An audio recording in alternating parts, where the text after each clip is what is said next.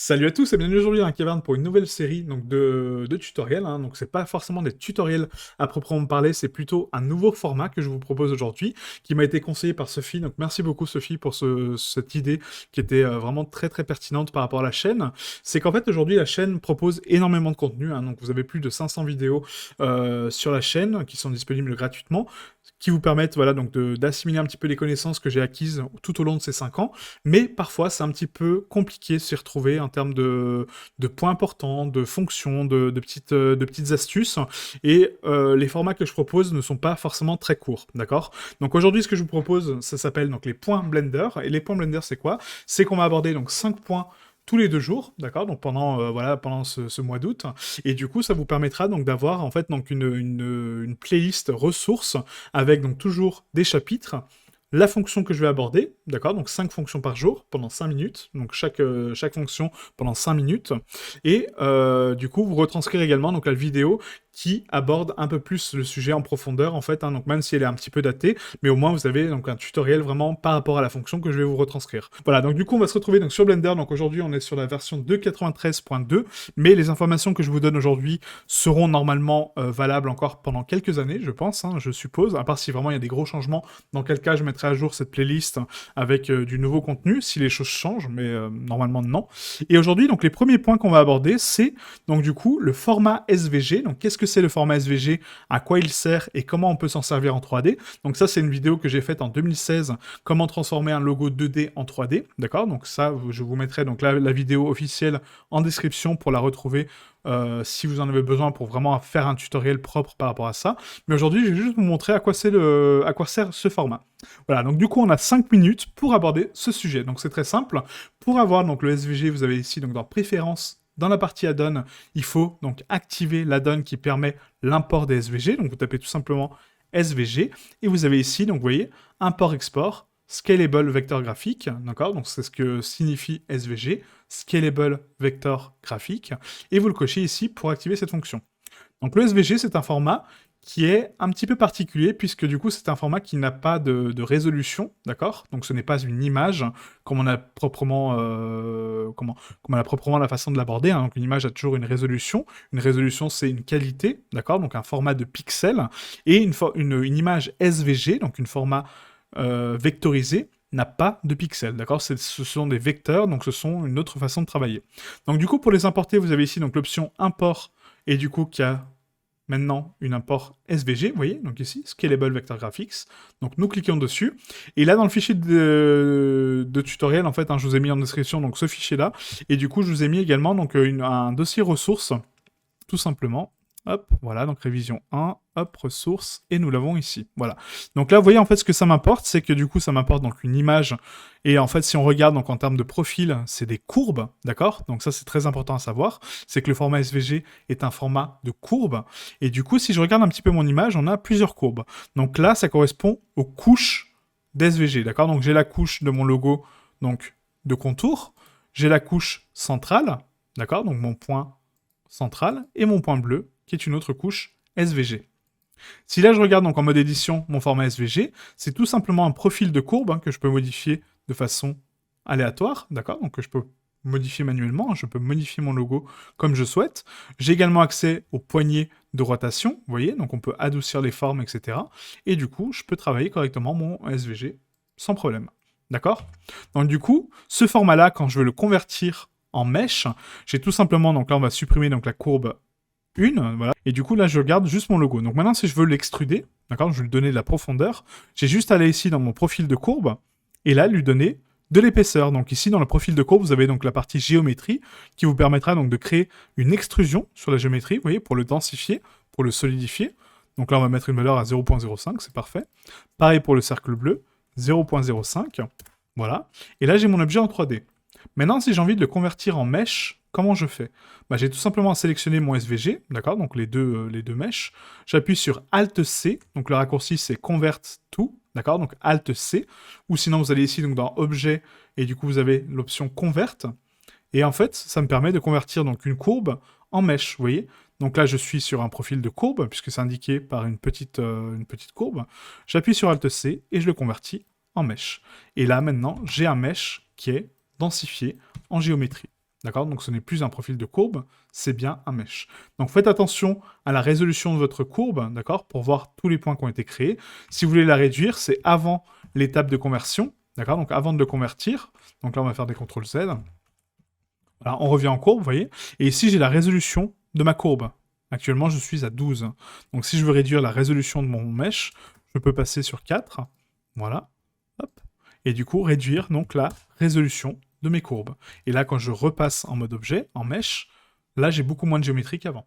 D'accord? Donc, faire attention à la résolution que vous appliquez sur vos SVG.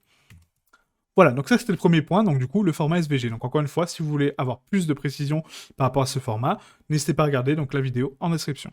Pour le deuxième point, aujourd'hui, nous allons aborder donc du coup les images références. Donc comment importer une image référence sur Blender? Donc il y a différentes méthodes pour importer une image, hein. Vous avez d'abord la possibilité donc ici donc de créer un nouveau panneau en cliquant en haut à gauche pour créer donc un nouveau panneau, d'accord, sur votre viewport, hein, tout simplement, donc une nouvelle fenêtre. Et sur cette nouvelle fenêtre, on peut déterminer ici en haut à gauche que ce n'est pas donc une vue 3D, mais c'est un éditeur d'image, d'accord? Donc je clique sur éditeur d'image, du coup ça m'affiche donc une nouvelle interface avec donc un petit carré, d'accord? Et là je peux ouvrir un fichier tout simplement, vous voyez? Vous cliquez sur ouvrir, on va ici donc retrouver notre fichier ressources, et là j'ai une image référence, voilà, donc une image référence d'un personnage qui nous a été proposé par Monsieur Marfray, sur DeviantArt. Et du coup, voilà, donc mon image référence est ici. Donc j'ai la possibilité de l'avoir sur un panneau à côté de moi pour le modéliser ici et du coup avoir accès à mon viewport, d'accord? Donc je peux tronquer cette image, d'accord? Donc zoomer dessus avec la molette, la déplacer avec Shift-clic du milieu et du coup déplacer mon image et du coup avoir vraiment une bonne, voilà, une bonne référence vraiment sur la gauche. Si maintenant je veux l'importer sur la scène pour la copier, j'ai juste donc du coup on va fermer ce panneau-là. J'ai juste à l'importer. Donc là, pour les paramètres d'import, vous avez ici, donc dans Image, normalement deux options. Celle-ci n'est pas active, puisque l'Image as Planes est activée dans les préférences, d'accord? Encore une fois, dans les add-ons. Il faut activer donc Image as Planes, d'accord? On l'a ici, vous voyez? Import-export, donc vous cochez cette option pour avoir accès à ce paramètre. Là, quand j'appuie sur Shift-A, je vais dans Image, donc du coup j'ai référence, background et Image as Planes. Quand j'importe une référence, voilà, il va me donc ouvrir un nouveau panneau pour sélectionner mon image. Donc là, on va retourner sur ressources. Je prends mon image référence. Et là, ça me l'importe. Donc là, c'est une référence. C'est-à-dire que ce n'est pas un mesh, d'accord? Ce n'est pas de la géométrie. C'est juste une image, d'accord? Donc je ne peux rien faire sur cette image. Donc je ne peux pas passer en mode édition. Je ne peux pas la modifier en termes de géométrie, parce que ce n'est pas de la géométrie. Mais par contre, je peux la déplacer. Je peux la tourner. Et je peux la scale, d'accord? Donc je peux l'agrandir. Là, quand on importe une image de référence, c'est important à savoir que du coup, elle s'importe par rapport à la vue sur laquelle vous êtes. Donc là, je vous remontre. Supposons que là, je suis en vue comme ceci, vous voyez, vraiment en dessous, par exemple. Là, c'est un exemple. J'importe mon image en référence, voilà. Et là, il me l'importe par rapport à ma vue, vous voyez. Donc l'image s'importe toujours face à moi. Si je veux la replacer correctement sur mon plan, j'ai juste à la sélectionner. Et ici, dans le panneau éléments, vous avez donc sa position, sa rotation et son échelle. Si je veux les remettre tout à 0, j'ai juste appuyé sur Alt-R. Vous voyez, donc là, ça restart ma rotation. Donc tous les paramètres sont redevenus à 0. Et si je veux reset sa position, si je veux la recentrer, j'ai juste appuyé sur Alt-G pour la recentrer au centre de ma scène. Donc pareil, ça remet tous mes paramètres de position à 0. D'accord? Donc ça, c'est un raccourci. Donc Alt-G, Alt-R pour restart la position et la rotation. Si, supposons là, j'avais une scale un petit peu différente, vous voyez, comme ça, et qu'elle était un petit peu déformée, je peux également restart, donc la taille et l'échelle, avec Alt-S. Et là, ça va restart, donc ça va redéfinir mon échelle proprement. Ok? Donc tous les paramètres qui ne sont pas appliqués sur l'image, on peut les restart avec Alt-R, Alt-G ou Alt-S. Ça, c'est un raccourci qui est vraiment très pratique. Donc l'image référence maintenant. Donc on a ici donc un nouveau panneau qui s'est ouvert, vous voyez, avec un empty, d'accord, donc un vide. Et du coup, on a ici bien donc affiché comme image. Très bien. On a donc la taille de l'image qu'on peut modifier ici, d'accord, qui n'impacte pas la scale là, très important. On a ensuite donc le décalage de l'image, qui va me permettre donc de la décaler sur l'axe X ou Y, qui va changer sa position sans changer la position ici, encore une fois, du monde. On a la profondeur donc de face ou de côté, donc ça c'est pour afficher la référence. Supposons qu'ici je veux la mettre de face, donc je la retourne sur X, RX 90 pour la rotate, voilà. Je vais la surélever un petit peu pour aligner mon personnage parfaitement au sol, voilà. Et là on ne voit pas forcément la ligne de démarcation derrière. Donc comment je fais pour voir ma ligne? J'ai tout simplement à cocher ici l'opacité de mon image, vous voyez. Quand je coche opacité, la photo, en fait, donc l'image, devient plus ou moins transparente, et du coup, je peux la replacer correctement puisque je vois mes lignes de construction à l'arrière. Voilà, donc là, j'aligne mon axe Z par rapport à la symétrie de mon personnage, j'aligne les pieds par rapport à l'axe X, et là, je peux le modéliser tranquillement. Voilà, juste importe un cube, et tac, je commence à modéliser mon personnage. Ok? Donc ça, c'est la première façon d'importer une référence sur Blender pour travailler avec. Et du coup, voilà, donc les différents modes qui sont ici, quand je passe en vue arrière, donc avec CTRL 1 pour inverser ma vue, on voit que c'est la même image, d'accord? Quand je passe en vue de côté, avec 3, on voit donc l'image qui est ici, mais elle n'est pas bien alignée, d'accord? Elle est complètement désaxée. Donc là, pour la mettre sur la vue de droite, donc avec 3, quand je passe en vue de droite, j'ai juste à faire un Shift D, à dupliquer ma référence, RZ90 pour la tourner à 90 degrés, hop, là elle est propre, vous voyez, donc par contre elle est inversée, là c'est la vue de gauche, donc moi je vais la retourner encore une fois sur Z à 180, pour la mettre en vue de droite, et je réaligne mon petit personnage par rapport à ma vue, voilà, par rapport à mon axe. Tac, comme ça, j'ai placé ma référence.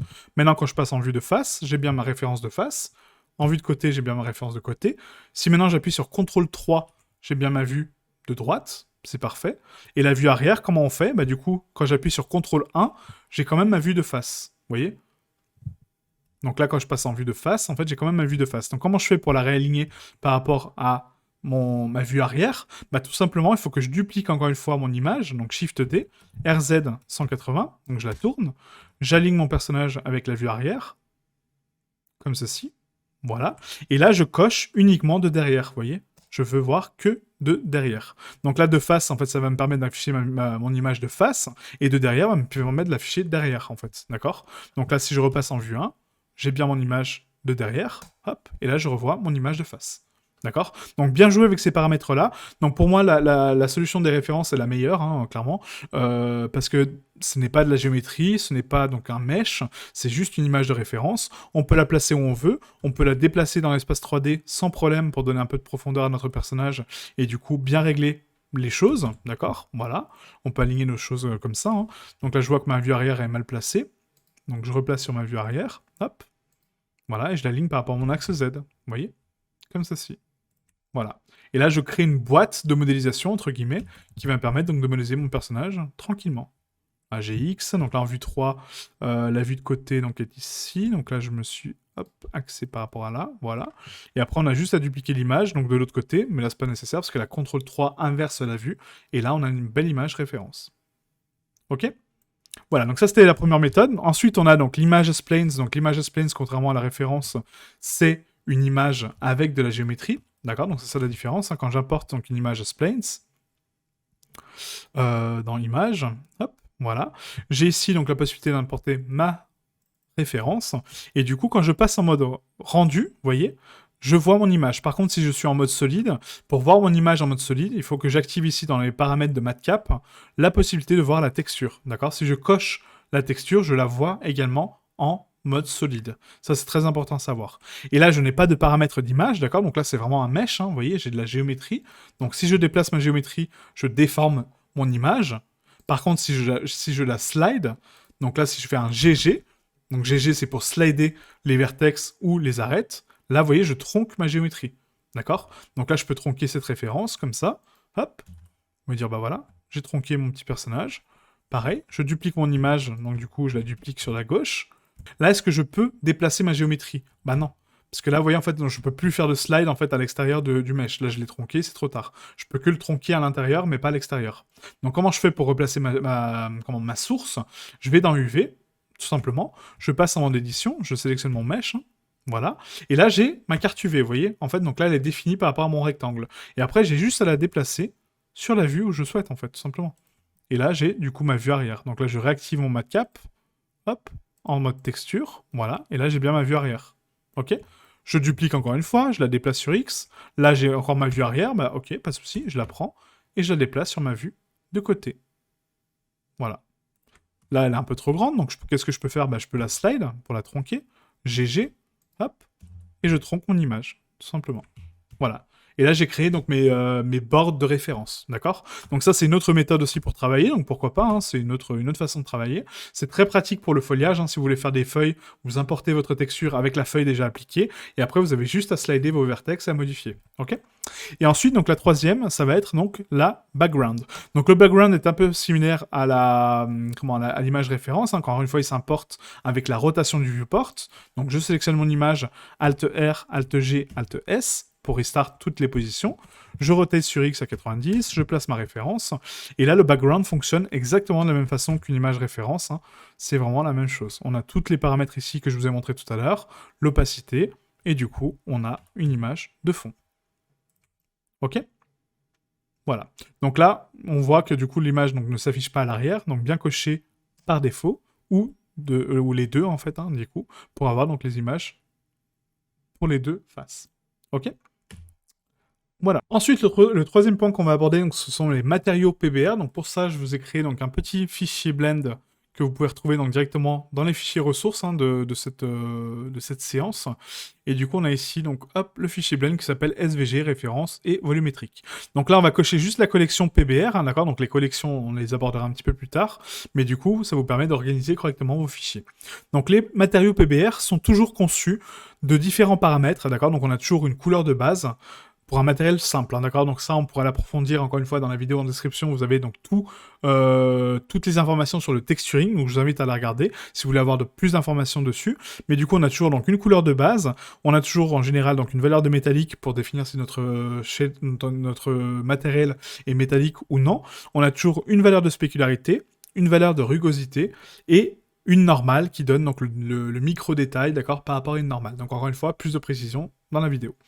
Du coup, donc là pour un shader PBR, donc en fait on définit donc une couleur de base, donc soit avec une texture, soit avec une couleur, d'accord. Donc là on peut définir une couleur simple.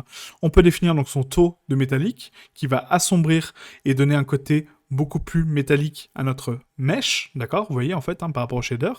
La spécularité qui va être donc la réfraction de la lumière sur la surface, d'accord. On le voit très très bien sur la cime et sur les côtés de notre cube, voilà. Donc ça c'est lié à la métallique et à la rugosité.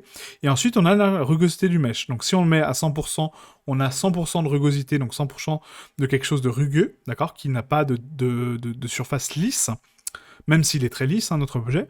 Et ensuite on a donc 0% de rugosité, du coup ce qui nous donne quelque chose de parfaitement brillant, d'accord, donc parfaitement réflectif, donc la réflexion, ok.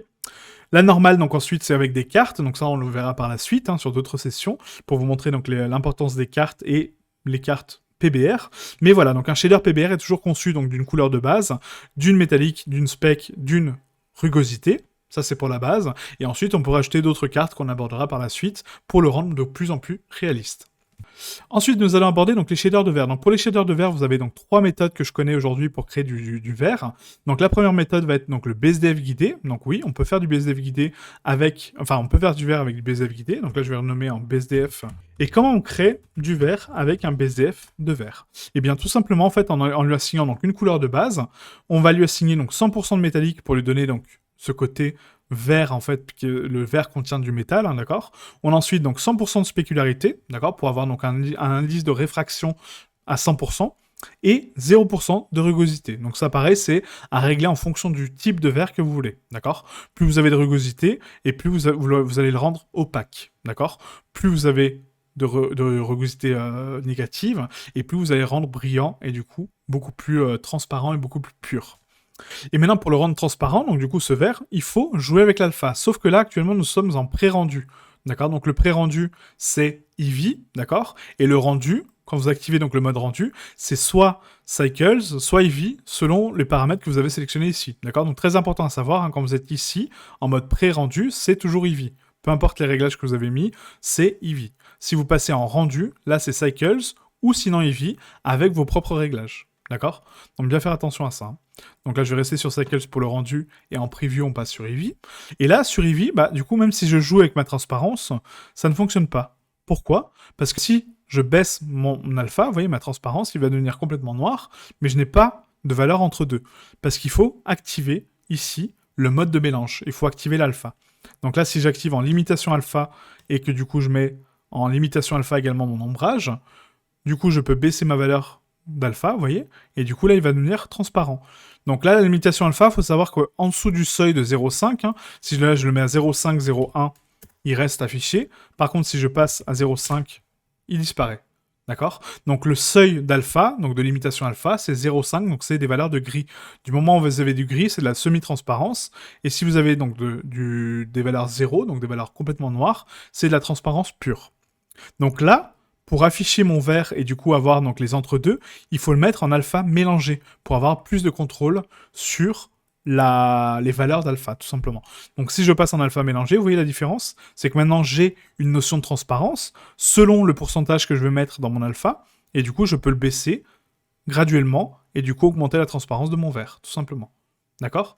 Ensuite, on a le paramètre donc, de réfraction. Ça, les réfractions, c'est très important pour activer donc, la réfraction intérieure du mesh, d'accord? Pour voir à l'intérieur de notre mesh, et du coup avoir la réfraction de l'espace qui se trouve autour. D'accord? Donc je vais pas trop rentrer dans les détails, hein, mais ça, le shader de vert, je l'ai abordé sur plusieurs vidéos, que je n'ai pas malheureusement ciblé, mais en tout cas, voilà, vous avez ici donc, les paramètres de réfraction, les alphas, donc les modes de mélange, et du coup, bah, il faut jouer avec les paramètres donc, de rugosité et de brillance un petit peu pour votre verre, voilà, pour lui donner un côté plus opaque, un côté plus cool, voilà, etc. Et vous voyez, vous pouvez faire vraiment des très jolies choses, quoi. Ok?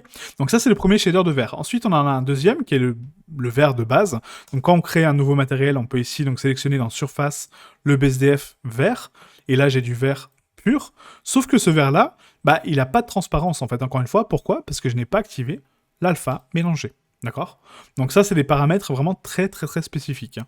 Donc alpha mélangé, on va le mettre en aucun. Donc aucun nombre, pardon, excusez-moi. Et on va activer la réfraction en espace écran. Et là, j'ai du vert, pareil, donc très particulier, hein, qui n'a rien à voir avec celui-ci, bizarrement, mais qui est du vert de Blender. Voilà, c'est le shader de vert de base. Et ici, j'ai encore une fois la possibilité de régler sa rugosité, vous voyez.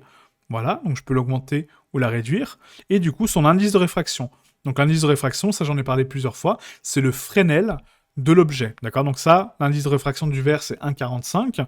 On a l'indice de réfraction de l'eau qui est à 1,33. L'indice du titane qui est à 2,15. Voilà, donc ça, c'est des valeurs bien spécifiques et qui sont identifiables par un tableau que je vais vous mettre en description également, qui permet d'aborder donc les indices de réfraction des objets. Ok? Voilà, donc très important à savoir. Donc ça, c'est le shader de verre de base de Blender. Et ensuite, on a une autre solution qui est la construction d'un propre shader de verre. Donc là, je vais vous montrer donc, la façon la plus simple de créer un shader de verre. Donc on va mettre vert. Et là, en fait, on va partir d'un shader de mélange. Donc on va mettre ici, dans le premier nœud qu'on veut, donc le premier programme qu'on veut mettre, on va mettre un shader de mélange. Sur le premier shader de mélange, je vais mettre effectivement un shader de verre, tout simplement, un shader de verre de Blender.